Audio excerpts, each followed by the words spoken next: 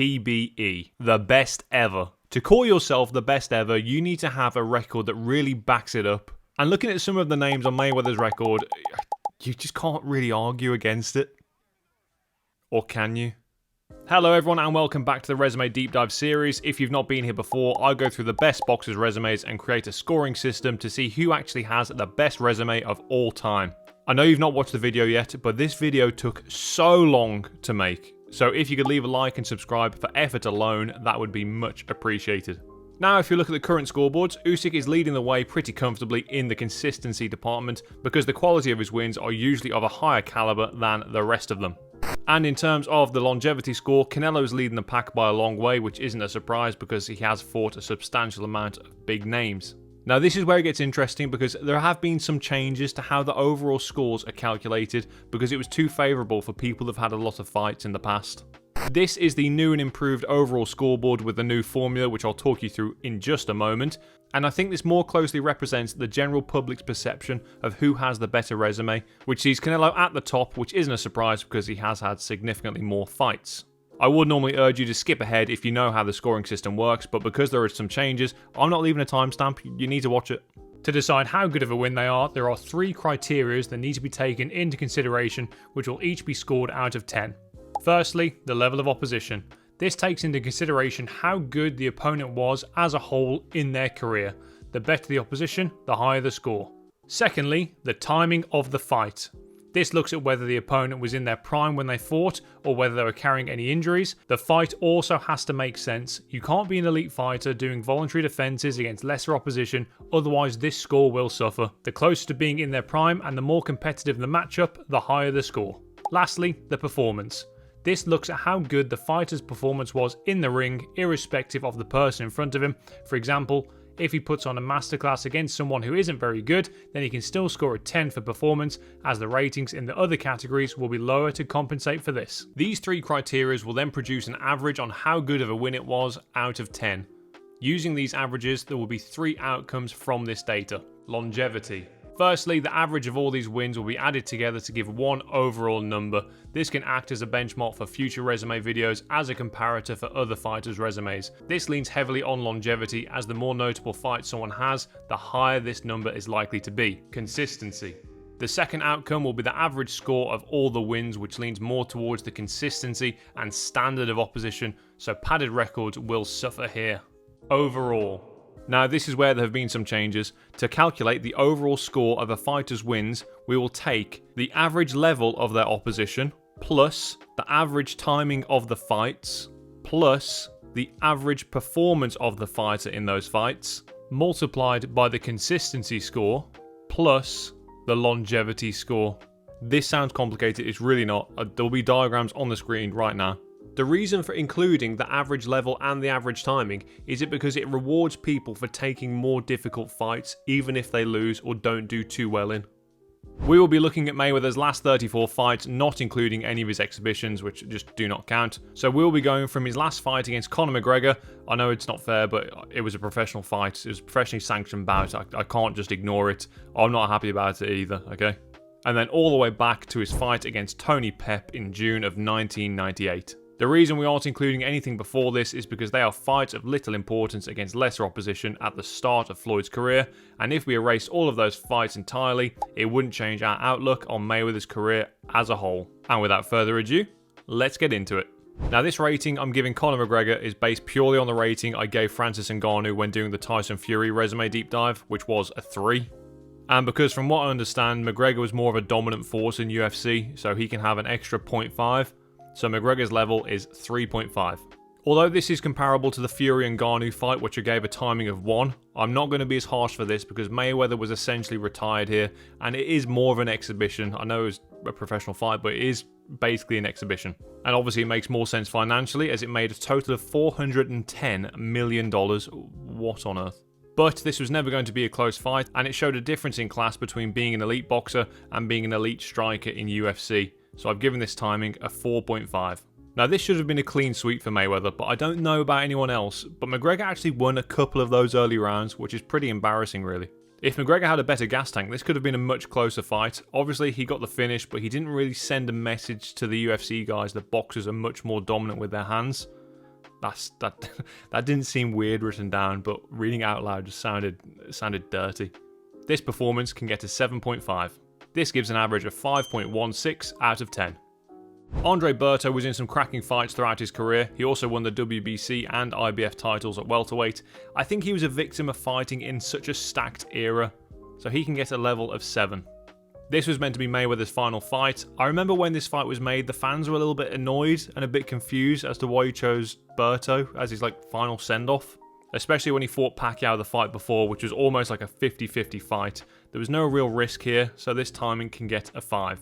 To be fair to him, Berto came to put it on Floyd, which is no surprise because Berto's work rate is absolutely ridiculous, so it was a little bit sloppy in parts, but Floyd had some great moments to show his class in a fight that was kind of difficult to look good in. It was a fairly comfortable win, so I can give him a rating of 7.5 for performance. This gives an average of 6.5 out of 10. Manny Pacquiao is one of the GOATs, and I don't use that term lightly. He's literally in contention for being the greatest boxer of all time. The Mayweather or Pacquiao debate is similar to like the Ronaldo or Messi debate. I mean, you can argue who is who in this scenario. Obviously, Pacquiao's level is the biggest 10 that you can get. Now, we all know this fight came too late, so you'd assume that the timing score should be pretty low, but it came late for both fighters. Neither were in their prime, and it was still considered a fairly close fight when this was being made, with Mayweather being a very slight favourite. So I'd give this timing an 8.5. In my head, this was a comfortable Mayweather win, and I still obviously think he did win, but Pacquiao did a lot better than I remembered after rewatching it for this deep dive. And I feel like some of his work wasn't really respected in the moment. It was a bit of a flat performance from both of them really, but Floyd did have moments where he looked like the fresher of the two. In my opinion, this performance deserves a 6. This gives an average of 8.16 out of 10. Marcos Maidana is the definition of a dog. He can give anyone a hard fight. He's a 2-weight world champion, which still seems quite underachieving for him because I feel like he was capable of much more. So I'll give Maidana a 7.5 for level. Now, obviously, this is the second Maidana fight. This was the rematch that was demanded pretty much by the fans because Floyd had nowhere to run because of how controversial the first fight was. So there was definitely an added risk there because Mayweather was forced to take a fight against someone that arguably beat him the first time. So I'd give this timing a 9.5. Now, this wasn't too dissimilar to the first fight, but Mayweather was able to throw more when there was a break in the action and Maidana had stopped throwing. It was still a close fight, but Mayweather did the cleaner work and got the worthy decision, so I'd give this performance a 7. This gives an average of 8 out of 10. Obviously, Maidana again, but the first fight, and we've established that Maidana has a level of 7.5. Now, Maidana at this point had struggled with slick boxers in the past, like Amir Khan and Devon Alexander, but he had just beaten Adrian Broner, who's almost like a Mayweather regen on a significantly lesser scale, obviously. So Maidana would have been very confident for this fight, and I don't think it's fair for me to mark down Floyd for timing, for fighting people that aren't as good as him, because this was going to be the case for pretty much every fighter on this list. Maidana was 31 here, and Floyd was 37, so Maidana was likely in his prime, arguably, potentially. And Floyd, well, he definitely wasn't. And other than Pacquiao, there wasn't really anyone left for Floyd to fight at this point, so I think this fight made plenty of sense, and it can have a timing of 9. This fight could have gone either way. I personally scored it a draw, and Maidana landed more punches in this fight than any other fighter in Floyd's career. Definitely a night to forget for Floyd. I'd score this performance a 4.5. This gives an average of 7 out of 10.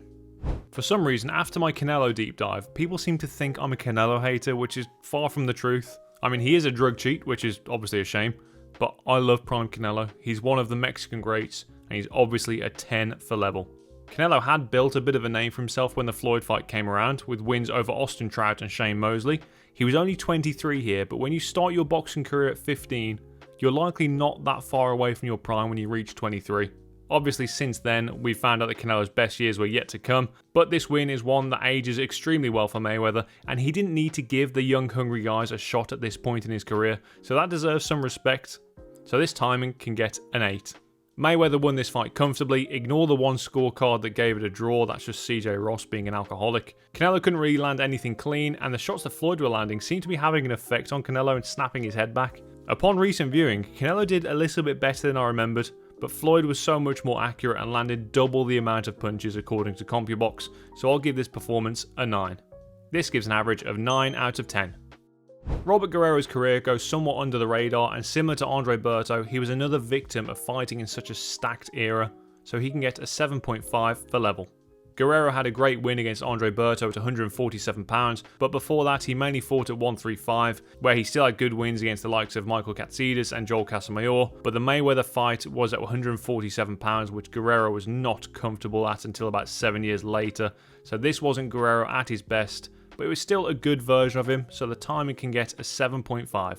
Guerrero started well and was aggressive from the start, but Floyd's class really shone through in the later rounds and boxed with a bit of swagger about him. It was too scrappy for my liking really, and there weren't many standout moments from Floyd, so the performance can get an 8. This gives an average of 7.66 out of 10. Miguel Cotto is one of my all-time favourite fighters. I've already scored his level in the Canelo deep dive I did, which was a 9.5. I kind of wish I gave him a 10, but I need to stay consistent, so Cotto gets a 9.5 for level. The only people that Cotto had lost against in this point in his career are Pacquiao, and then the controversial loss, which isn't really a loss, against Margarito. Not to mention that this was Mayweather moving up in weight to fight for Cotto's belt at super welterweight, so Cotto was naturally the bigger man. Had Pacquiao not already stopped Cotto, this timing would have been a 10, so instead this timing can get a 9.5. The fight between Shakur Stevenson and William Zepeda is like a carbon copy of this fight. Floyd planted his feet and fought Cotto's kind of fight, and he did it phenomenally. I can't say it was a punch-perfect performance because that would do a disservice to Cotto, but similar to what I said about Cotto versus Canelo, it was such a good fight that it deserves a high performance score for entertainment alone. I urge everyone to watch this if you haven't already. Floyd was great, Cotto was too. I'd give this performance a 9.5. This gives an average of 9.5 out of 10. Victor Ortiz's best performances seem to be his losses. Even though his record is still great, he tended to lose his most important fights. He still managed to win a world title though, so Ortiz can get a 7 for level. Ortiz was coming off the back of a win against Andre Berto and was on a good run after his loss against Maidana a few years before, so this fight can have a timing of 8.5. Performance wise, this is a weird one. I don't really know how to rate it. Ortiz put the nut on Mayweather in the 4th round. The ref told him off and then he started apologising, and then Mayweather twatted him fair and square, fight over. I respect it from Floyd, to be honest. How are you going to headbutt me on purpose and then say sorry? Protect yourself at all times, baby. Bam bam. It's a hard one to score, so I'll give this performance a 7.5. This gives an average of 7.66 out of 10. Shane Mosley is a Hall of Famer who beat other Hall of Famers like Oscar De La Hoya twice. He's a 3-weight world champion. I have already rated Mosley for the Canelo deep dive, and I think he deserves a 10 for level. Mosley may not have been in his prime here, but he still fought for 6 years after this, and he had just beaten Margarito and Mayorga, and lost a close decision against Miguel Cotto. Not a prime Mosley, but still a very capable Mosley, so this timing can get an 8.5. Round 2 of this fight is the most hurt that Floyd has ever been in his life. In the ring, that is. I don't know what kind of antics he gets up to outside of it. He was hurt more here than the majority of people do when they actually get knocked down. And if you've seen my videos before, I give credit to fighters that get hurt and then come back to do well.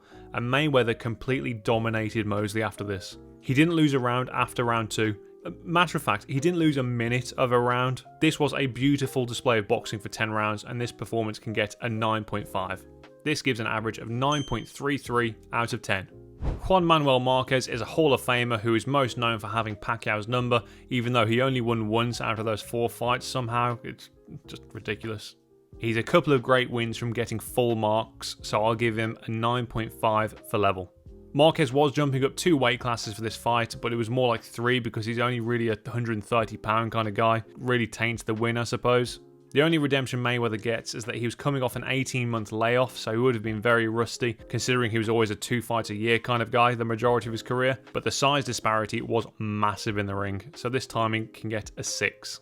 Size disparity aside, Mayweather was unreal in this fight. To do what he did to someone like Marquez almost felt disrespectful. It was a serious boxing masterclass against a Hall of Famer. This performance is obviously a 10. This gives an average of 8.5 out of 10. Ricky Hatton has a few great wins like the Kostya Tszyu win and the Luis Collazo win, and plenty of other good wins. He's just missing some key wins to be ranked at the same level as the likes of Marquez and Cotto, so Ricky Hatton can get a level of 8.5. Hatton was at the height of his career. This is the one time where I can definitely say that Floyd fought someone who was definitely at their peak. The build-up for this fight was phenomenal. It was sold perfectly. It has to be a 10 for timing. This fight often gets tainted due to the referee Joe Cortez preventing Hatton from working on the inside because he was always breaking them up all the time. Truthfully, I don't think it would have made much difference and the outcome would have been pretty much the same. I mean, look at what happened when Hatton did get close.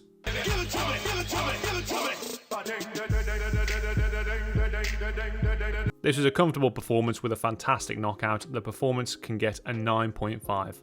This gives an average of 9.33 out of 10. Oscar De La Hoya is one of the greatest Mexican boxers of all time. 2 wins over Julio Cesar Chavez. He beat Pernell Whitaker, Hector Camacho, Ike Quarty, as well as being a 6-weight world champion.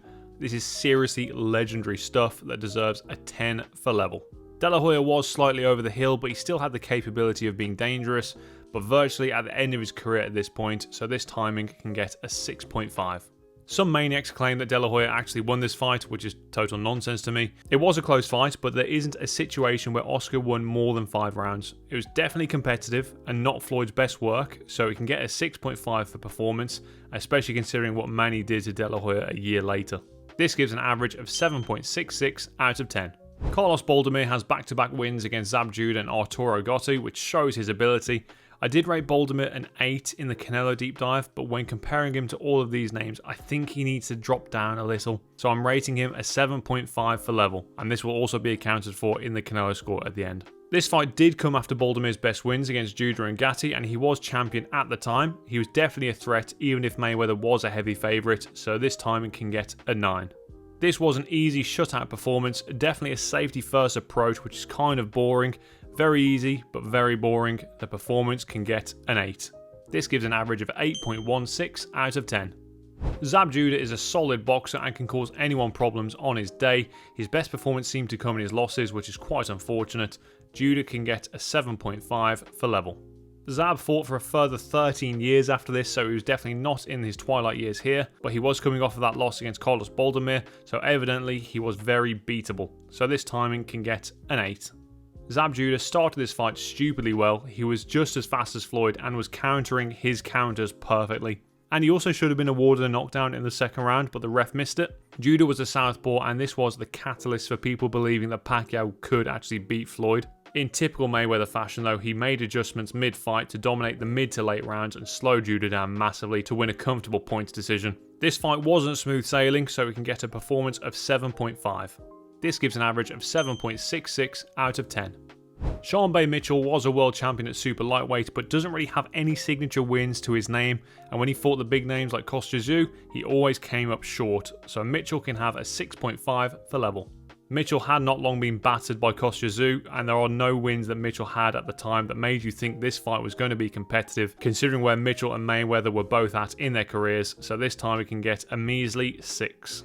Now Mitchell didn't start too bad in this fight, but he was putting a lot into the early rounds and using too much unnecessary movement, so he got tired very quickly.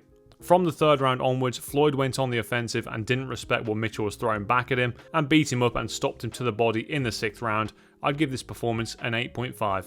This gives an average of 7 out of 10. Arturo Gatti is a 3-weight world champion, but the champions he fought to win the titles weren't the most prolific. He's most known for being party to arguably the greatest trilogy of all time against Mickey Ward, which boosts his reputation on its own. He can have an 8 for level. Gatti was essentially a shell of his former self after those fights against Ward, and he had already lost comfortably at that top level against De La Hoya, so Mayweather was a firm favourite here. I'd give this timing a 6.5. If you're an Arturo Gatti fan, this is a fight you'd want to forget. This was a serious poo-in-face moment here delivered from Mayweather, like that gorilla that launches like the underarm turd at the grandma.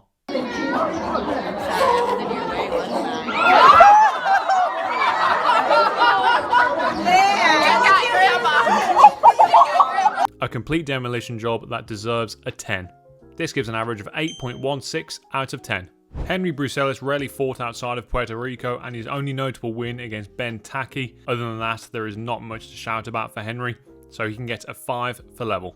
This was a strange tune-up phase in Mayweather's career where his opposition dropped off quite a bit. Bruselis hadn't fought great opposition at this point. A very safe fight for Floyd. This time it can get a 6. Bruselis got completely outclassed here and stopped in the 8th round. It showed that he was quite a few levels below, but this still can get a 10 for performance.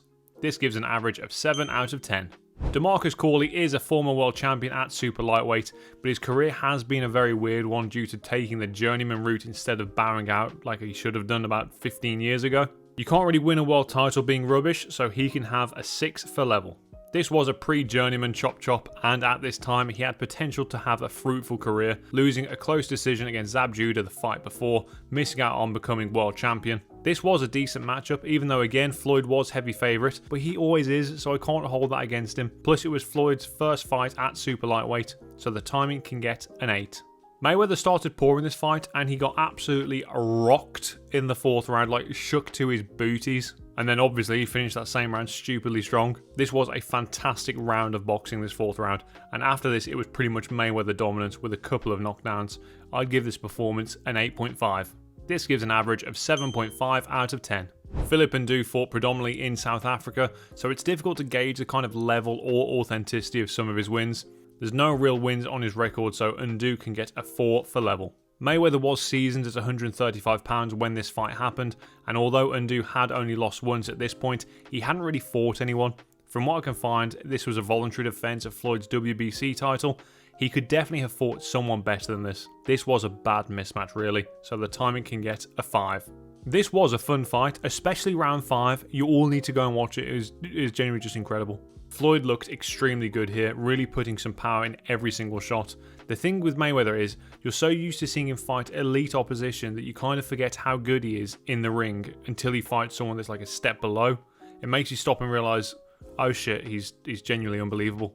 Ndu definitely had his moments, but Floyd won every round and then stopped him in the 7th. This performance gets a 9.5.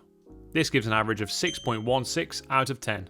Victoriano Sousa has a horrible career, if I'm being honest. He's got a record of 42 wins, 4 losses, which is so massively fabricated when you realise that in his 46th fight, he fought someone with 0 wins. How does that make sense? Sousa can get a level of 2.5. This was another voluntary title defense again, which lacked competitive matchmaking. Sousa basically fought no one. How he weaseled his way into a world title shot is completely baffling. It was a complete mismatch. This timing can get a 3. This was an easy fight for Floyd, but it was just a bit boring. It was a very defensive-minded Floyd, maybe because he didn't know what Sousa could actually bring to the table, because no one really knows who he was. And you would have expected Floyd to get the stoppage, but he won comfortably on points instead. Underwhelming performance all in all. This can get a 7. This gives an average of 4.16 out of 10. Jose Luis Castillo had a solid career, becoming world champion at lightweight and fighting some of the best. His biggest claim to fame are his fights with Mayweather, which do I feel like inflate how people perceive Castillo, because people think he was better than he was because of the Mayweather fights. I think he still deserves a level rating of 7.5. Now obviously this is the second Castillo fight. This was the immediate rematch after the controversy of the first fight I'll get onto in just a moment. Now similar to the Maidana fight, I think this is more of a risk with the rematch because they've already shown that they absolutely do have the capability to beat you, when not many people thought they would have done in the first fight, so the betting odds would have been much closer, meaning there's more risk, meaning the timing of the fight should have the better score, if that makes sense. It makes sense to me anyway. The hype for this fight was massive and made a lot of sense because Floyd knew he had to take this fight to try and right the wrong essentially, so the timing of this fight is near perfect for me at 9.5. Floyd made adjustments here and managed to win a comfortable-ish points decision, not a shutout by any means, but definitely not controversial. Even Castillo himself concedes that he lost this one. This performance can get an 8. This gives an average of 8.33 out of 10. Now Castillo again, but the first fight this time, obviously he's got a level of 7.5. Castillo was one of the top guys at 135 pounds around this time and was what I'd consider to be the form of his life going into this fight, winning 13 fights on the bounce, and it was Floyd's first fight at 135 pounds. He really doesn't like tune-up fights, does he? So the timing can get a 9. The only reason it's not higher is because Castillo went up to 150 pounds 3 months earlier for unknown reasons for another fight. Now I am a huge fan of Floyd, but he lost this fight, didn't he? Let's face it, he was outlanded massively as well. He just didn't look comfortable, and Castillo would not stop throwing. Floyd's worst performance of his career by far. This gets a 2.5. This gives an average of 6.33 out of 10. Jesus Chavez doesn't have a face on BoxRec, which is never a good sign, but he is a 2-weight world champion, even though these world titles were against what you'd consider poor champions like Levander Johnson. I feel like this rating is the default for anyone that can win a world title, so Chavez gets a 6. Floyd was pretty seasoned at 130 pounds at this point, and Chavez hadn't really made much of a splash, although he was on a decent win streak himself, but really this was a bit of a poor matchup, so this timing can get a 7. Now this fight had competitive parts in it, but Floyd broke him down round by round to force the stoppage in the 9th round, so this performance can get an 8.5. This gives an average of 7.16 out of 10. Carlos Hernandez was a world champion at super featherweight, but similar to Jesus Chavez, who he actually lost to, he was comfortably beaten by greater boxers like Eric Morales and the Kevin Kellys of the world, so Carlos Hernandez can also get a 6 for level. Hernandez went on to fight some huge names like Eric Morales and Kevin Kelly after this, but he hadn't done much up to this point despite being a pro for 10 years. The timing can have a 7. The only knockdown of Floyd's career, everyone. Panic stations, everyone. He's actually a fraud. I'm just kidding. It was a knockdown though. It was similar to Tank versus Lamont Roach, which wasn't scored a knockdown for whatever reason, where he took like an obscure knee. In Floyd's case, he seemed to hurt his hand on the top of Hernandez's head, and then he went down injured. So his glove touched down, took a knee. Other than that, there wasn't much notable that happened in the fight. Not an amazing performance by Floyd. Hernandez came in rough and Floyd found a way to win, just like a lot of his fights really. This performance can get a 7.5. This gives an average of 6.83 out of 10. Diego Corrales was a solid champion at super featherweight, and he could potentially have dominated it for a lot longer had he not ran into Mayweather. Corrales is someone I've always considered just a bit better than Castillo, considering you like sort of fuse both their names together. They're always associated with one another, so he can have an 8 for level. Corrales was at his peak here. He was undefeated 130 pounds and was the unified champion. This was touted as a very close fight when it was made, so this timing gets a 10 for sure. Now, I don't know about anyone else, but I think this was probably Floyd's greatest performance of his entire career, irrespective of who was in front of him. He was so fast, so accurate, so clinical. This was a huge beating which turned into a TKO in the 10th. Definitely a 10 for performance. This gives an average of 9.33 out of 10. Emmanuel Augustus is more known by his drunken master fighting style and the fact that Mayweather has said that Augustus was his most difficult fight of his entire career, which tricks you into thinking he was better than he actually was. Realistically, his career is underwhelming and has very little accolades to his name. Augustus can have a level of 4.5. Augustus' name came from his awkward drunken master style instead of actually being good, which is shown by his record at the time. This was a very low stakes fight where Floyd was a heavy favourite. This time it can get a 5.5.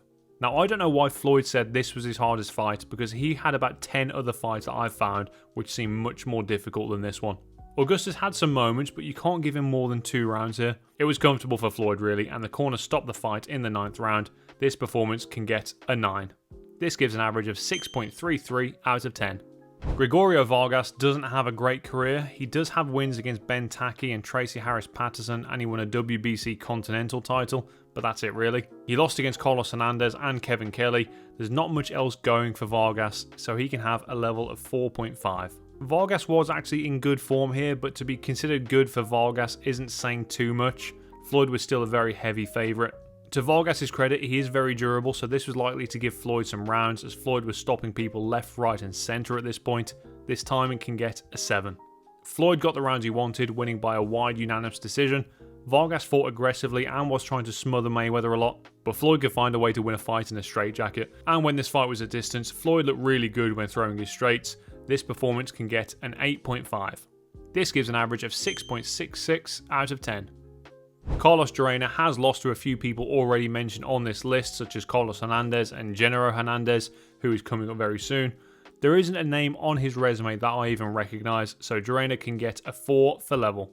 Llorena was on a streak of beating people that he wouldn't have actually heard of, but he would be considered as kind of like a wily vet that Floyd may be able to learn a thing or two from. And that's the only reason I can find for why this fight was made, so this time it can get a 5.5. This was a shutout victory with a stoppage in the 7th, pretty much a punch-perfect performance that deserves a 10. This gives an average of 6.5 out of 10. Justin Duco has a win over Tony Pep for a Commonwealth belt, and that's basically his career done. There isn't much else to go on here, so I'm going to give Duco a 3 for level. Duco was coming off a stoppage loss against Antonio Hernandez, so I'm not sure how he was fighting for Floyd's WBC super featherweight title. This was the first big name that Duco had fought, and he had fought some other big names afterwards that he also lost to, so I don't really know where Duco's prime is, so I'm whacking him in the middle, so this time he can get a 5. Floyd wore Duco down with some good body work and stopped him in the 9th, a pretty solid performance all around that deserves a 9. This gives an average of 5.66 out of 10. Carlos Rios' career is full of fighting nobodies in Argentina and then lost against any names when he fought anywhere else, so he gets another 3 for level. This was only Rios' third fight outside of Argentina in about 45 fights, so no one knew who he was, so there was very little expectation for this fight to be competitive. Plus, similar to Juco, he had lost 2 fights earlier, so not entirely sure how he got a title shot, so this timing can get a 4.5. This was another shutout points win for Floyd. Rios had already been stopped before, so I'm sure Floyd would have wanted the stoppage and he looked like he was going for it, but I suppose when you look for it, you never actually find it, so this performance can get a 9.5. This gives an average of 5.66 out of 10. Angel Manfredi has wins over Arturo Gatti and Ivan Robinson. Somewhat unlucky not to win a world title, considering these are better wins than some people on this list that have won world titles. So I'll give Manfredi a level of 5.5.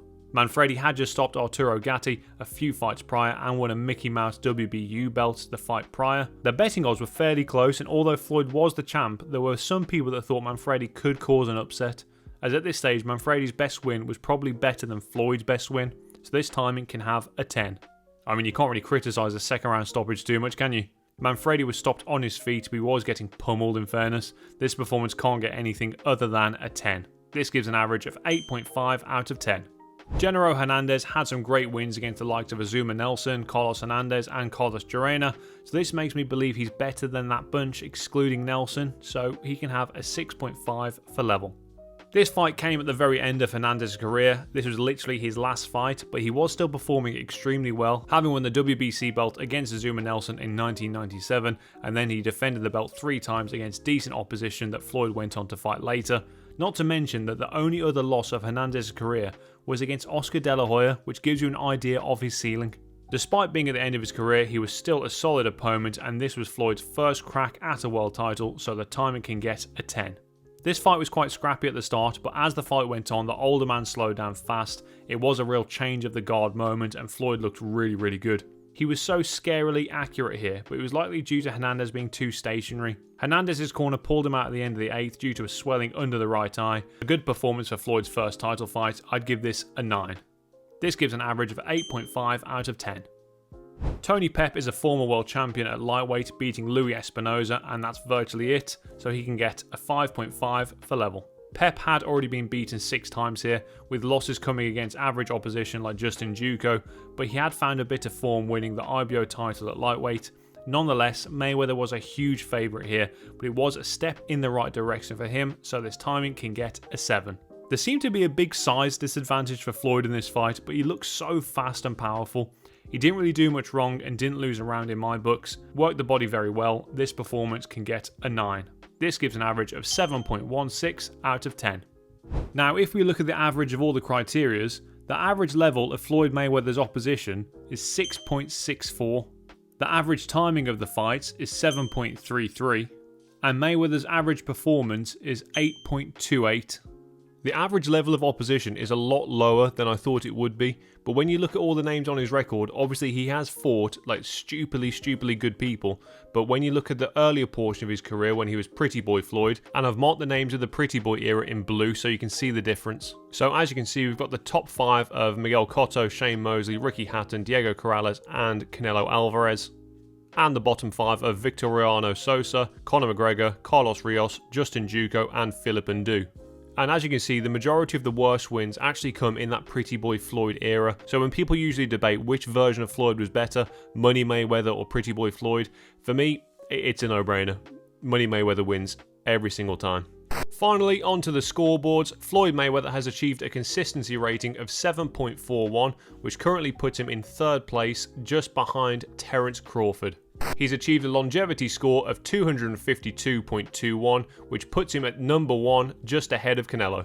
And Mayweather also goes top of the overall leaderboard with a score of 416.78, showing that his resume really does live up to the hype. So is Floyd Mayweather actually the best ever like he claims? Potentially. Thank you so much for getting this far and watching all the way to the end. It would mean a lot to me if you could like, comment and subscribe, and let me know who you want to see a resume deep dive on next.